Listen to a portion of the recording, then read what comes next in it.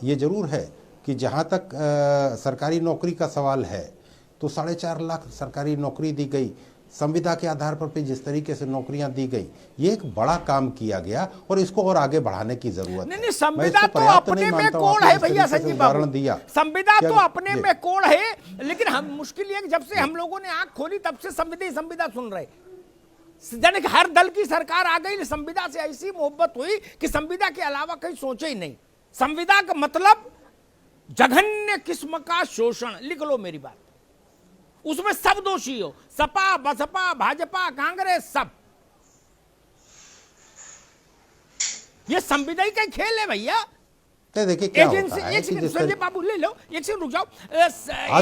Agency के through आप workforce लेंगे, ठीक, 15% 20% कमीशन खाएगा एजेंसी वाला, उसमें से मिठाई भी देता है, जो उसको ऑर्डर देता है उसको मिठाई भी जाती है, वो अलग विषय है, लेकिन उतनी उधर कट गई। 11 महीने की इनका वो करेंगे, ठीक, और ये 15,000 पर साइन करेंगे तो 10,000 इनको मिलेंगे। क्या ये बात सबको नहीं पता?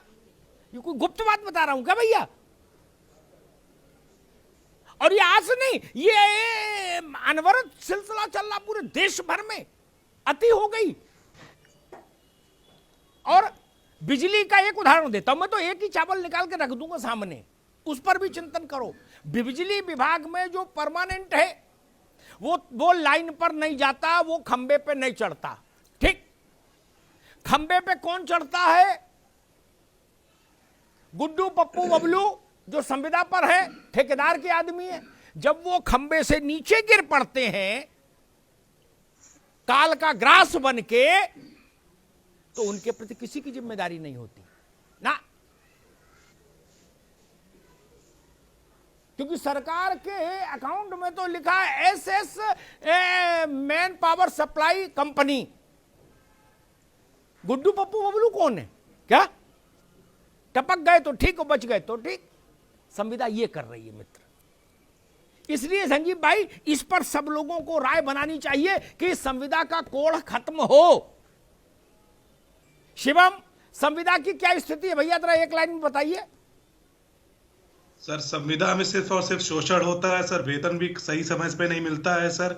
जो वेतन 40,000 के काम पे लोगों से कराया जाना चाहिए, उसमें सर 8-8, 9-9 हजार रुपए, 5-5 हजार रुपए पे सर लोगों को रखा जाता है। जब मन होता है सर कॉन्ट्रैक्टर बाहर निकाल देता है, जब मन होता है सर काम दे देता है, अपने हिसाब से सब चीजें कराता है सर। सिर्फ और सिर्फ शोषण है सर, पूरी तरीके से संजीव बाबू, ये संविदा से तो मेरा बड़ी खिन्नता है मुझे। और देश भर में ये बीमारी, उत्तर प्रदेश में भी ये बीमारी, जिस विभाग में चले जाओ कपीश जी, क्या 2 ही 4 आदमी बैठे 50 मिलेंगे, 2 ही 4 उसमें उत्तर प्रदेश सरकार के एम्प्लॉय मिलेंगे, बाकी सब ठेके पर। ऐसा लगता है पूरा प्रशासन व्यवस्था ही ठेके पर चली गई संजीव जी। नहीं, मुझे डर है किसी दिन पुलिस भी संविदा पर न कर दो, इस चीज को स्वीकार करने SDM तहसीलदार कलेक्टर कप्तान भी संविदा पर न कर दें कहीं आप लोग, मुझे ये डर लग रहा है। देखिए, जहां अमिताभ जी, मेरी बात आने दीजिए जी। जहां तक सवाल संविदा कर्मियों का किसी एजेंसी के थ्रू है, मैं इस बात को मानता हूं कि वहां शोषण हो सकता है जी। लेकिन जहां पर जैसे NHM में है, अब संविदा पर अगर मान लीजिए डॉक्टर्स को रखा गया तो वो किसी एजेंसी के थ्रू नहीं है। हाँ, ये जरूर है कि वो संविदारत अधिकारी या कर्मचारी हैं, लेकिन उनको इस तरीके की स्थितियां नहीं है।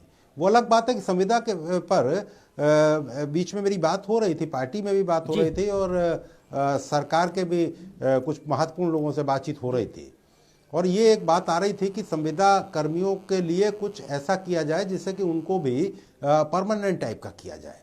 तो इस पर उत्तर प्रदेश की भारतीय जनता पार्टी का संगठन भी और उत्तर प्रदेश की सरकार भी विचार कर रही है।